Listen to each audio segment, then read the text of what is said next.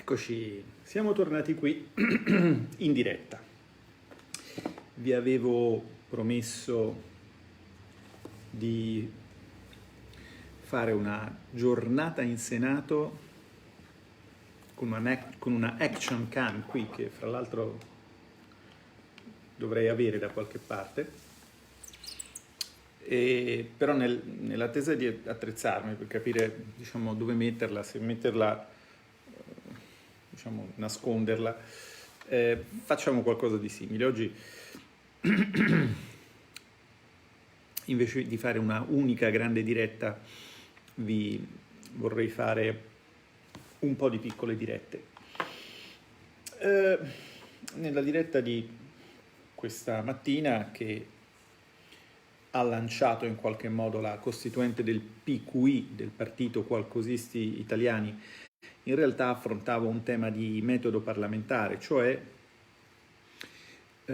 avevo insistito su un concetto, il concetto che le ratifiche, quando avvengono, sono atti, diciamo così, caratterizzati da una certa formalità, privi di un grande pathos, atti sostanzialmente notarili, e quindi avevo legato questo fatto a tutta una serie di aspettative e di valutazioni che erano state fatte nel corso delle ultime settimane e mesi circa il tema dell'annoso dibattito sul MES, dicendo sostanzialmente che sarebbe stato ingenuo riporre una eccessiva attenzione o anche eccessive speranze in termini di battaglia politica sul passaggio della ratifica, perché quando la ratifica avviene i giochi sono sostanzialmente fatti, e che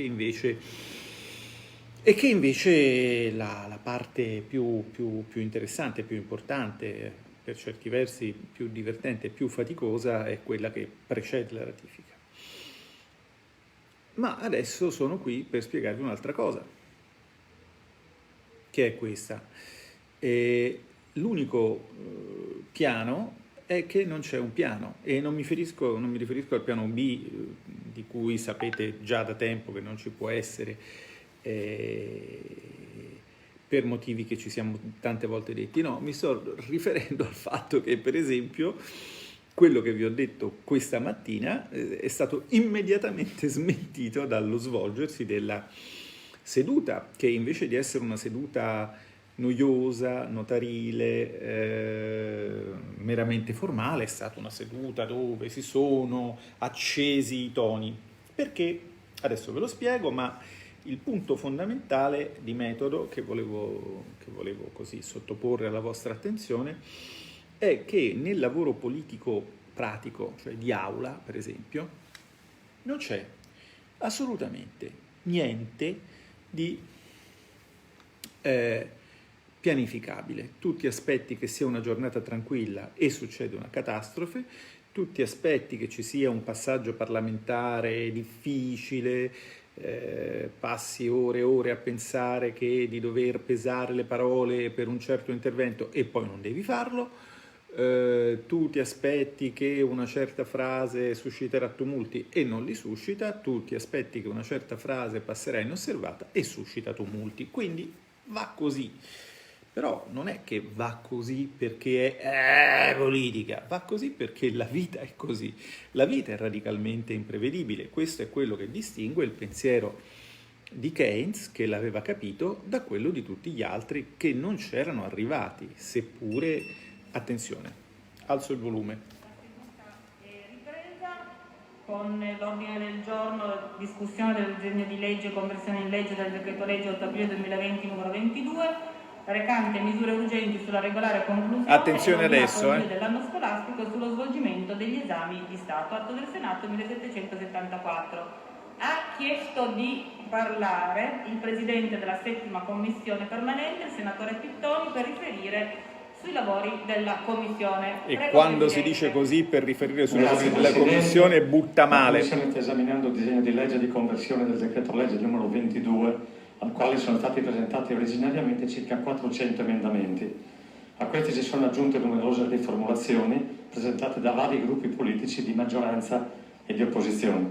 In alcuni casi si tratta di riformulazioni suggerite dalla relatrice e sulle quali c'è il parere favorevole anche del Governo. Sentite? Nella seduta odierna la Commissione ha proseguito l'esame, ci restano al momento circa 60 emendamenti e 65 ordini del giorno da votare.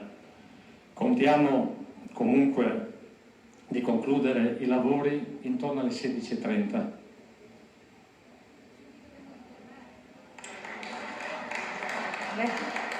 Applauso di incoraggiamento da parte del gruppo. Grazie Presidente Pittoni. Allora io a questo punto sospendo i lavori dell'Aula in relazione a quanto ho appena riferito e l'Aula riprenderà alle 16:40, così possiamo dare il tempo. La seduta è sospesa. Chiaro, no? Allora, noi dovevamo adesso vederci alle 3 per iniziare la lavorazione in aula del decreto scuola, in sintesi, ma in commissione ci sono problemi e quindi l'aula è rinviata di 2 ore. Scusate, ma ho un'allergia devastante. Queste 2 ore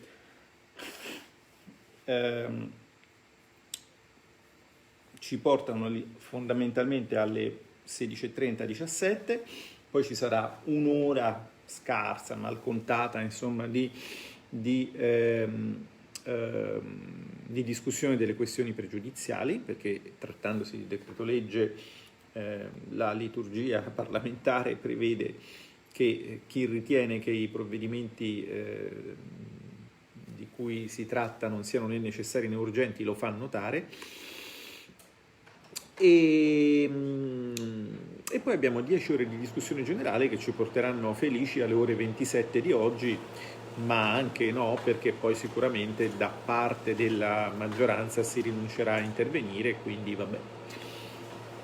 Ma naturalmente questo non era previsto, come non era previsto questa mattina che in un accesso di comprensibile e assolutamente legittimo qualcosismo, per fare qualcosa, quelli che in qualche modo sono i nostri alleati più attivi e più visibili, cioè i Fratelli d'Italia, facessero un gran casino sulla ratifica di un accordo che era per scambi culturali con il Qatar.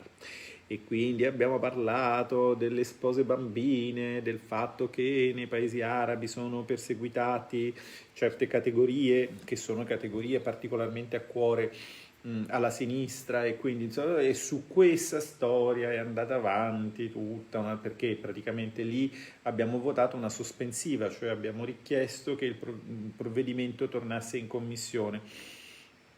Uno si aspetta di andare in una riunione, in una seduta più correttamente, fondamentalmente ad alzare la manina, e invece si scatena un casino politico perché qualcuno vuole fare qualcosa. Questo qualcosa è utile o non è utile? Ma insomma, sempre utile, diciamo, precisare le proprie posizioni politiche, è sempre utile difendere dei principi. Io per esempio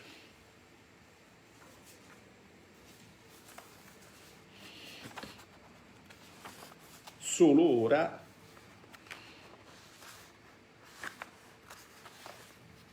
riesco a stamparmi il comunicato stampa sul famoso recovery plan, sul quale dovrei esprimermi, e poi mi esprimerò.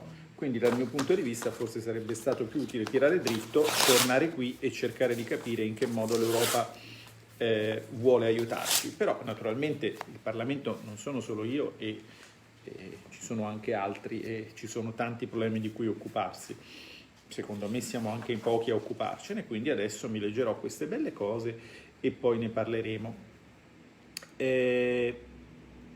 Qual è il significato in termini di metodo e di vostro avvicinamento a quello che succede qua dentro? Che qua dentro non sai mai letteralmente che cosa succederà nei prossimi 15 minuti. Quindi, siccome ho 4 pagine da leggere e non so se ho 15 minuti per leggerle, adesso vi lascio.